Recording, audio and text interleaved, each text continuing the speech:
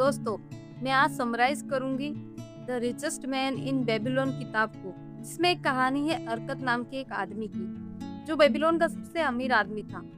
उससे कुछ लोग उसकी अमीरी का सीक्रेट पूछते तो वो कुछ बातें बताता था, और जो वो बताता था उन्हीं बातों को हम 4 स्टेप में डिवाइड करेंगे। नंबर 1 स्टेप है, सबसे पहले खुद को पे करो।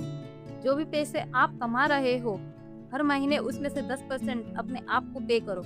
इसका मतलब ये नहीं कि आप उन पैसों से ऐश करो, खुद के लिए नए कपड़े, नए जूते और नया मोबाइल खरीद लो और बोलो कि मैं खुद को पे कर रहा हूँ। नहीं, खुद को पे करने का मतलब है अपनी कमाई का 10% सेविंग में डालो। अब बहुत सारे लोग कहेंगे कि हमारे पास तो पैसा बचता ही नहीं, ये तो बहुत मुश्किल है। जबकि ज्यादातर लोग पार्किंसन लोग का शिकार होते हैं, जो कहते हैं कि हमारी कमाई के हिसाब से हमारे खर्चे मैच हो जाते हैं। जब कोई इंसान 20,000 कमाता है तो उसके खर्चे उतने ही होते हैं जिसमें उसका घर का चल जाता है, लेकिन जब वो 30,000 कमाता है तब भी उसे वह पैसे कम पड़ते हैं। ये है पार्किंसन लॉ। अगर आप 10% सेव नहीं कर सकते हो तो एक सिचुएशन इमेजिन करो। मानो कि आप एक जगह काम कर रहे हो और आपको 30,000 सैलरी मिलती है, और एक दिन आपका बॉस आपको आकर बोलता है कि मेरा धंधा अच्छा नहीं चल रहा, मैं तुम्हें 30,000 नहीं दे पाऊंगा, मैं तुम्हें केवल 27,000 रुपए दे सकता हूँ। ऐसी स्थिति में ज्यादातर लोग मैनेज कर लेते हैं कि चलो यार 27,000 में ही काम चला लेते हैं, पर सेविंग की बात आती है तो वो हमसे नहीं होगा। तो अगर आपने 10% बचाना शुरू कर दिया है तो अब बारी है स्टेप नंबर 2 की। स्टेप नंबर 2 है, आपको अपनी सेविंग से काम करवाना है। सिर्फ सेव करके कोई भी आदमी अमीर नहीं बन सकता है। आपको अपनी सेविंग को इन्वेस्ट करना होगा, अपनी सेविंग से मेहनत करानी होगी।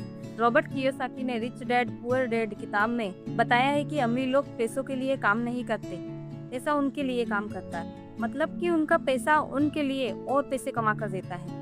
तो आपको अपना पैसा ऐसी जगह इन्वेस्ट करना होगा ताकि वो पैसा आपको और पैसा कमा कर दे सके, और इन्वेस्टमेंट से आपको जो भी प्रॉफिट मिलेगा उसे भी आपको नए इन्वेस्टमेंट में डालना हो। ऐसा करने से आपके कुछ सालों के बाद में कई सारे इन्वेस्टमेंट होंगे और चारों तरफ से आपको पैसा आने लगी। अब पैसा कहाँ इन्वेस्ट करना है ये आप किसी YouTube वीडियो को देखकर निश्चित मत कर लेना, किसी इन्वेस्टमेंट एक्सपर्ट से सलाह जरूर ले। स्टेप नंबर 3 है, ज्यादा प्रॉफिट के लालच में रिस्की इन्वेस्टमेंट मत करो। ज्यादा लालच के पीछे मत भागो। ज्यादा प्रॉफिट के पीछे भागने के कारण आप फाइनेंशियली परेशानी में पड़ सकते हैं। हाई रिस्क और हाई प्रॉफिट वाले इन्वेस्टमेंट को अवॉइड करें। इसके लिए आपको इन्वेस्टमेंट सीखना ही होगा, थोड़ी तो रिस्क उठानी पड़ेगी। जो लोग पहले से अच्छा कर रहे हैं उनसे आप सीख सकते हो, इन्वेस्टमेंट संबंधी किताबें पढ़ सकते हो या बुक समरी सुनकर नॉलेज ले सकते हो। स्टेप नंबर 4, इनकम के कई सारे सोर्स बनाओ। इस तरह से आपको कभी भी एक ही सोर्स पर इनकम के लिए डिपेंड नहीं रहना चाहिए। जिस तरह सिंगल इनकम पर डिपेंड रहना बहुत रिस्की है, उसी तरह सारा पैसा एक ही जगह पर लगाना भी बहुत है। अगर आप सब कुछ एक ही जगह लगा दोगे और वो सेक्टर अगर डाउन होता है तो ये भी आपको फाइनेंशियली प्रॉब्लम में डाल देता है। इसीलिए जो भी इन्वेस्ट कर रहे हो एक जगह मत करो, अलग अलग सेक्टर में इन्वेस्ट करो।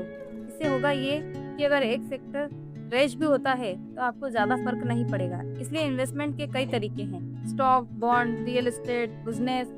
ये 4 स्टेप अगर आप फॉलो करते हो तो कुछ सालों के बाद आपके पास कई इन्वेस्टमेंट होंगे जिनके कारण आपको मल्टीपल सोर्सेज से इनकम मिलना शुरू हो जाएगी, और फिर आपको अपनी नौकरी की भी जरूरत ना पड़े। अब हम रिवाइज करें तो स्टेप नंबर 1 है, जो भी आप कमा रहे हो उसका 10% सेव करो।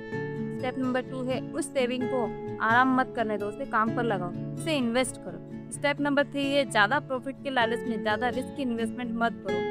स्टेप नंबर 4 है, किसी एक सेक्टर में इन्वेस्ट मत करो, अलग अलग जगह पर पैसा इन्वेस्ट करो। अगर इस वीडियो ने आपकी लाइफ में जरा भी वैल्यू ऐड की हो तो वीडियो को लाइक, शेयर, सब्सक्राइब जरूर करें। मिलते हैं अगली वीडियो में। धन्यवाद।